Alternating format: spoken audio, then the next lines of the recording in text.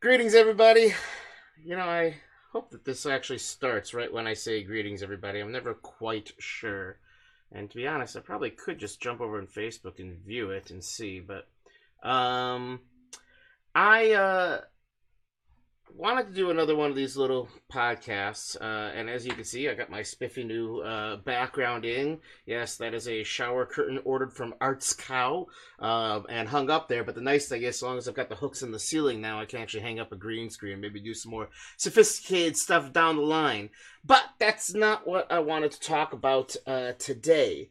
What I wanted to talk about today was an article that a friend sent over to me about well, here, let me just show you it. If you guys are, some of you are going to be listening to this, just the audio version of the podcast, you'll see links in the show notes and all that.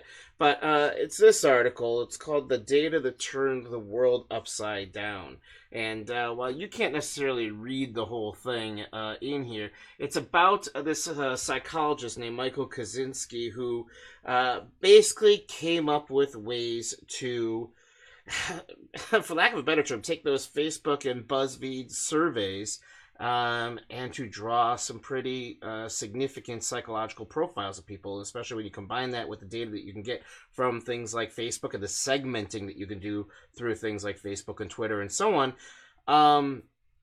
Basically, I want to say it's allegations, but the implications are that some elections teams, a group called, I believe it was called Cambridge Analytics, basically took his ideas and his process, and during our last election were able to do ad targeting, political ad targeting, on a level that has just never been done before.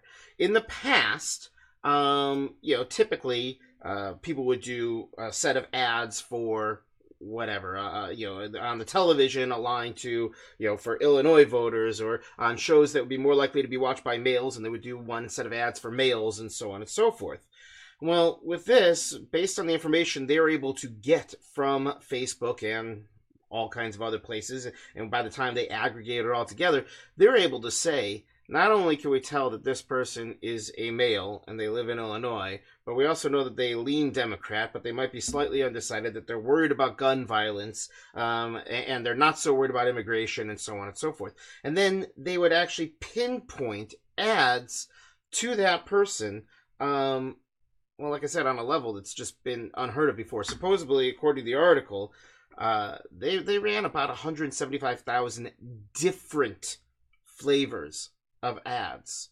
So, for example, if you lived in Iowa, you were female, you're Republican, but somewhat undecided, and you're worried about immigration or you're worried about terrorism or something like that, they would show you this ad with these points, with this font, in this color, and this tagline at the end, which was obviously intended to resonate more with you specifically. One of the things that in particular that I thought was noteworthy was Trump, talked quite a bit about how he didn't run as many negative ads on television, and yet this article breaks down the fact that they were able to, and mind you, I think this is actually all coming from a member of Cambridge Analytics, a presentation of his. I haven't watched the presentation yet, where he's actually breaking all this kind of stuff down, but basically saying we could target African Americans, and because we know that Hillary Clinton's, that whole thing about super predators,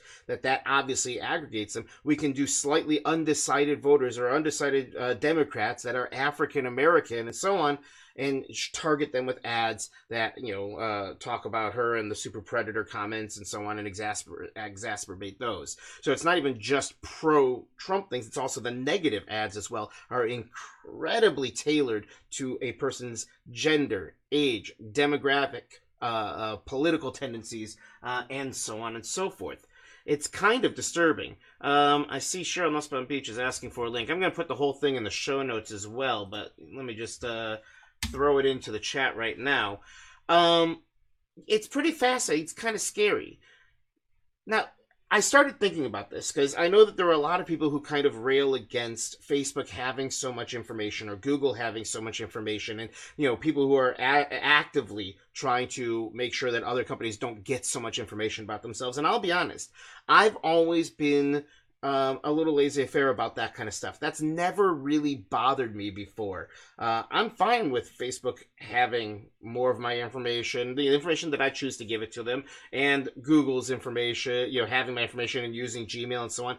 And I'll be honest, on the whole, I don't believe much in conspiracy theories. But this stuff is a little bit disturbing, and I spent some time really thinking about this morning in terms of what am I so worried about. Let's say they are able to learn a lot about me. First of all, obviously, they'll probably learn real quick not to bother targeting me, because I wasn't necessarily undecided. I was very decided and I was very active. So they probably didn't waste any ad revenue on me whatsoever. But even if they had, I started trying to picture what this would wind up looking like. And the reality is the way that they can break this kind of stuff down and serve up these ads to people is because Facebook and Twitter and Pinterest and all these other sites have ways for them to segment the people that they're advertising to. However, one slight note. Whenever Facebook is serving something up in that way, a paid ad, it does either show up in the right sidebar or it shows up in your main feed, and it always has that word that says sponsored.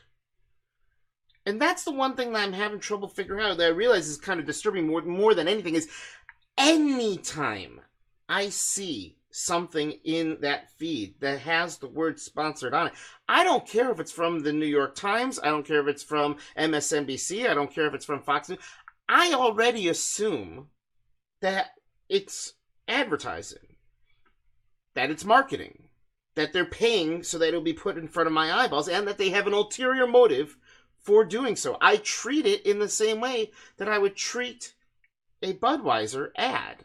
You know what I mean? But obviously, there's a lot of people in this country, or let's say a lot of these people in this world, that aren't necessarily treating these things the same way, especially if these things are so effective. So it started me thinking more about, this whole idea of digital literacy and media literacy and being discerning and so on. And I think that's the bigger issue at hand. The bigger issue is if somebody is able to serve up use that data to serve up ads with surgical precision. The issue isn't, to me at least, the fact that they're able to do so. It's the fact that it's working. That's the more disturbing thing to me. Marketing is marketing. They're going to do it anyway. We see it all the time. We see it at the Cubs game. We see it at the grocery store. We see it at wherever, on TV, in magazines, and so on. If you watch a certain TV show, you are going to be marketed to. The commercials that they're going to serve up are specific to as specific as they possibly can. And as we go along, as intelligent television and so on get more sophisticated, and they're able to actually serve up ads, instead of in blanket ways, more individual, it's just going to get worse. It's just going to keep happening. This is not going away. Big data or not big data, Facebook, Google, or otherwise, it's not going away.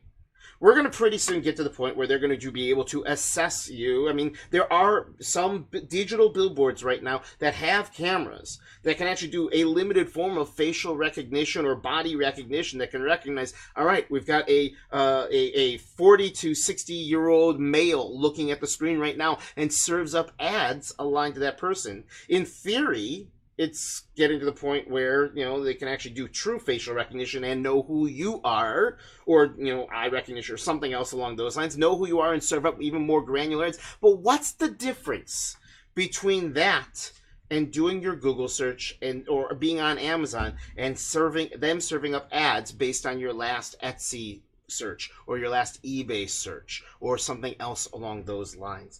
To me, there's not that much of a difference. But it's provided that that's what they're doing and that you're skeptical. That Budweiser is trying to manipulate you with girls in bikinis drinking beer on a beach or Corona or whoever else. And clearly, there are a lot of people who did not know that this time around in the political cycle. If that marketing was so effective. And I don't know for sure whether it is or not, but it seems likely. It resonates. It makes sense. You know what I mean? So I don't know. Yeah, Michelle Baldwin had mentioned it's also all the Facebook quizzes and groups and so on. I actually don't ever do one of those, fill out the quiz and tell you what kind of friend, which friend you are and so on. Really, all those things is they're sophisticated ways to gather more information about you. And that's fine, so long as you understand that that's what they're doing. You know what I mean? So I don't know what's going to happen next. Either we've got to raise a generation of kids that are even more smart, even smarter, and even more skeptical. That's the key. Skeptical than we are right now. That are going to grow up not having a news source that they can truly rely on. I hope most of you have seen this chart before. This chart, I don't know even who put it together, but it's a chart. If you do a search for news bias chart, you'll find this, and I'll put it in the show notes as well. What they try and do is they try and break down all the different news sources that are available to you, and the ones on the left have a more liberal bias, the ones on the right have a more conservative bias, the ones towards the top are just quite simply better journalism, and the ones down on the bottom, well, I love this, it lumps CNN and USA together. It says they don't really have much of a partisan bias, but I love this. It's basically better than not reading at all, but not much better. There's not a lot of real good journalistic reporting and so on. But then on the right-hand side, you've got things like Breitbart and Red State and The Blaze, which it's easy to point fingers at, especially if you're a liberal and say fake news or sensationalism and so on. But on the left-hand side of this chart over here, you can see you've also got Occupy Democrats, and you've got U.S. Uncut and Natural News and Addicting Info, and it's the same thing. I gotta tell you, I love some of the articles from Occupy Democrats in that they resonate with me personally, but they're total garbage. And the one time I posted a link to an article from that on my Facebook wall, my friends, they came out in droves, and rightfully so. Because the reality is, while the things that they were talking about in that article had actually a factual, there were facts at the heart of them. Sites like Occupy Democrats, just like Breitbart, will take snippets of those facts and they will spin them. They will take them out of context and they will use them to make their point. They will make a point that resonates with their readership. You can see at the top here, you've got The Atlantic, Slate, Vox, The Guardian, Wall Street Journal, The Economist, The Hill, The Fiscal Times, and then in this bubble over here, right there in the center, you've got things like NPR, BBC, Washington Post, New York Times, and so on. And here's the reality. Fake news, spin, and so on. At this point, I don't consider any article worth sharing unless I've seen it, unless I've checked and seen it posted in similar ways or with similar quotes or done in a similar way as to at least 3 or 4 other sites. And honestly, I'm also looking for it from both sides of the partisan table, if you will. And it's exhausting. It's absolutely exhausting. But I think that's where we're at in this country, that we need to be raising our kids to be skeptical of everything they read. It used to be that you could say, these are the sources that you could trust, and if it's a mainstream news site, at least you could trust it, and that is just simply not the case anymore. It's reality. That's where we've got to come. That's where we've got to be right now. So, taking that and getting back to where we came from with this big data, big problems, I think that it's the same thing when we're seeing some of these posts on Facebook, that we need to be skeptical. We need to be teaching, as adults, we need to be skeptical. We need to be teaching our kids to be skeptical and to assume that the person who's posting it has an ulterior motive. And so long as you can recognize it, that's fine. But it's not okay to just apply it to the people that you disagree with. And I think that's what happens all too often.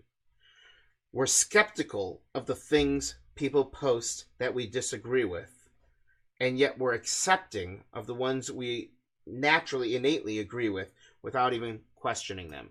And that's a big problem. All right. I just wanted to get that off my chest. I highly recommend you give that article a read. I think it's absolutely fascinating and worth checking out. This video is going to be posted over to Teach42.com, and I'll have a few notes with the chart, a link to the article, and a few other things as well. But if you have anything else to share along this topic, please go ahead and put it in either the Facebook comments or in the comments on the blog if you're listening to it this via podcast later. It's troubling, I'll be honest. This is the stuff that keeps me up at night. It's troubling, but at the same time, somehow or another, we're going to have to find a way to get through not just the next 4 years, but the next 40 years. Parents, I saw Alec Koros post a really interesting little tidbit. He said something like, someday we're going to tell our kids about how Facebook used to be just used for sharing pictures of what you ate for dinner. Wouldn't it be nice to just get back to that? And somehow or another, we're going to have to. We're going to have to find a way. Hopefully things will start to slow down and we'll be able to step back and have time to reflect and figure out where to go from here. All right. Well, thank you for hanging out with me today. I'm going to go ahead and wrap this up. So until the next one, adios, everyone. Auf Wiedersehen, sayonara, shalom, and bye.